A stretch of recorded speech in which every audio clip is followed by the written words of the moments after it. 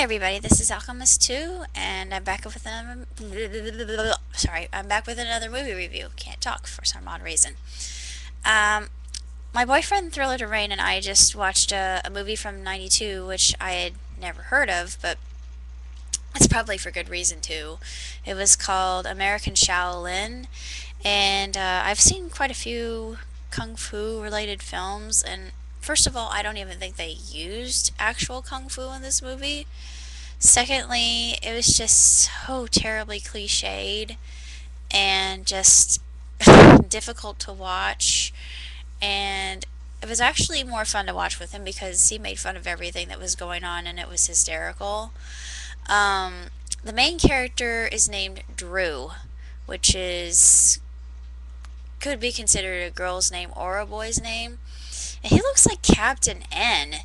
If you ever watched that show in the 80s, you know what I'm talking about. But he looks just exactly like him, and it just is really strange.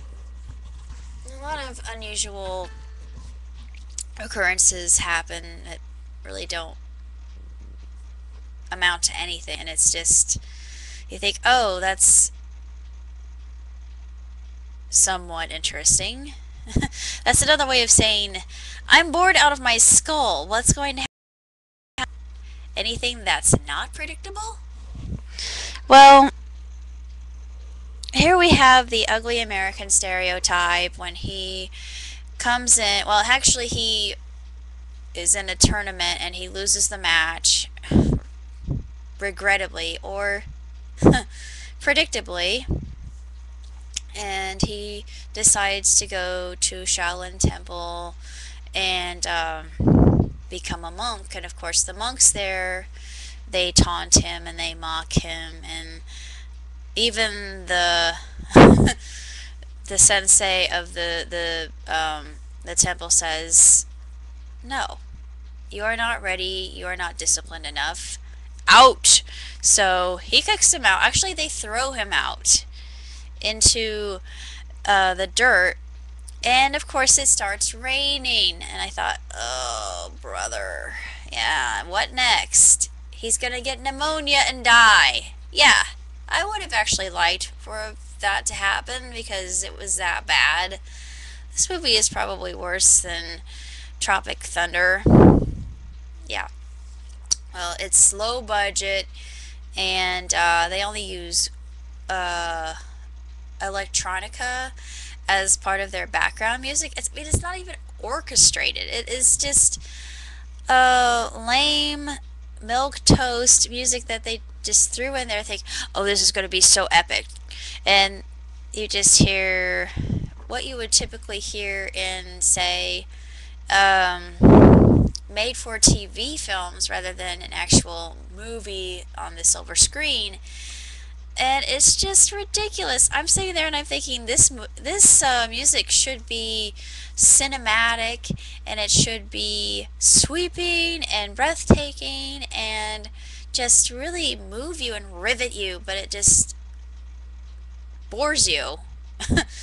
um, and he sits on this pedestal and it rains, and of course a little pigeon becomes his best friend, and of course then the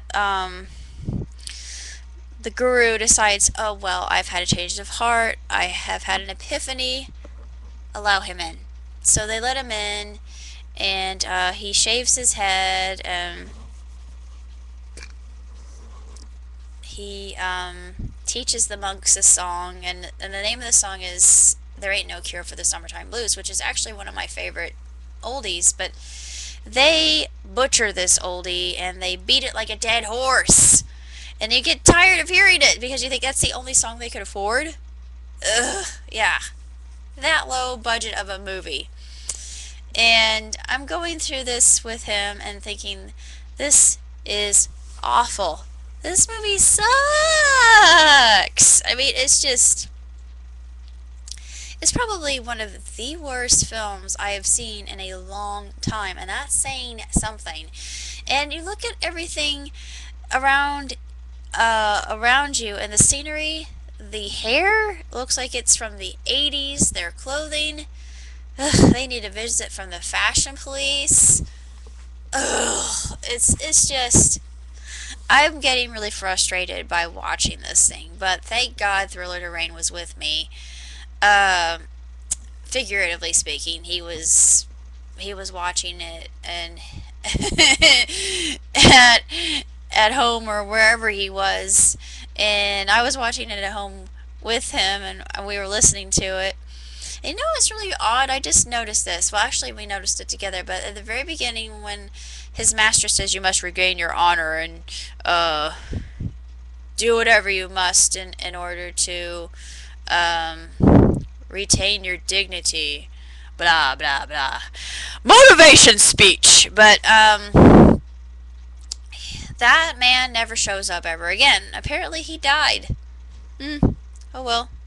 He wasn't a very important character anyway, so who cares? He looks more like a bum.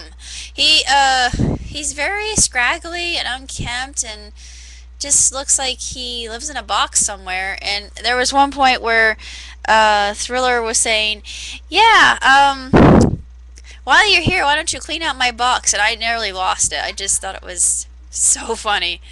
And it was well worth it seeing that, just so he could make that comment because it was hysterical. Um, Moving on. If you really want to know what the plot or lack thereof is, well, he finds a love interest before he goes into the temple, and she looks like a black girl because she has dreadlocks. What kind of Chinese person wears dreadlocks? What is this? But anyway, going on. He learns everything he has to learn, and then you get this kind of mixture of traps that are put into the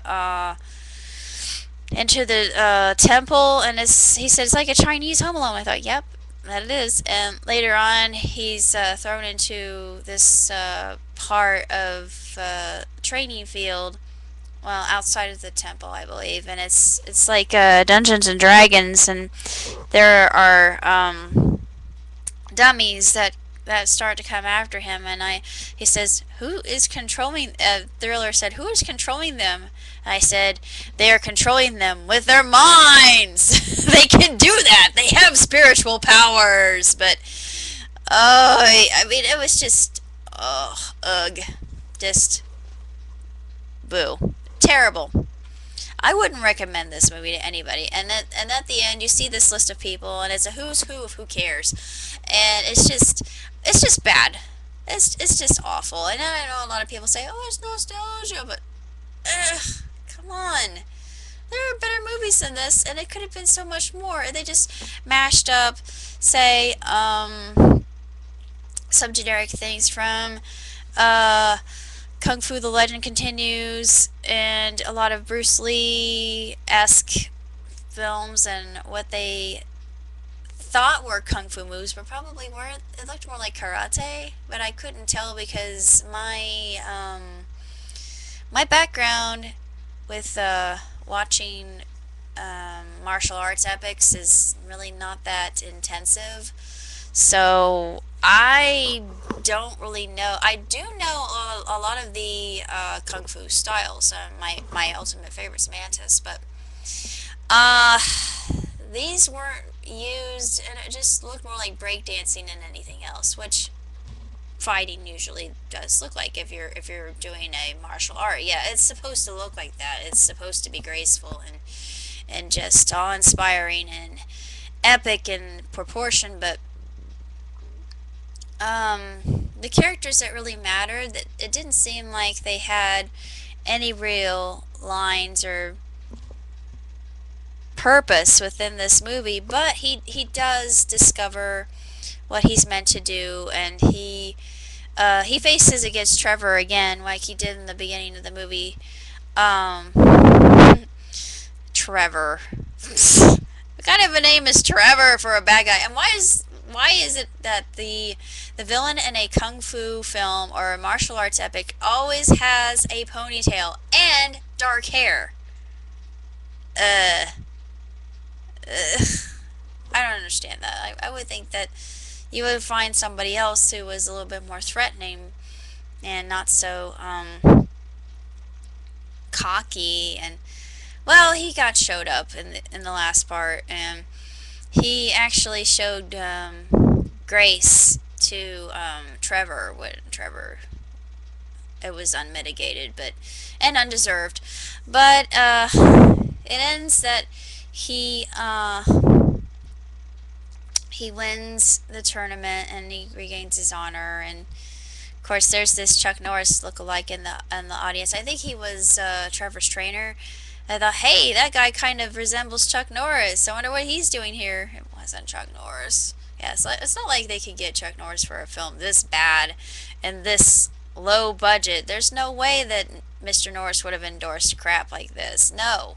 Forget it. Chuck has better things to do, like endorse World of Warcraft. But anyway, uh, and it deserves more of his attention. But I can't really recommend this movie in good faith. And nah, don't bother. Just avoid at all costs. Take my word for it.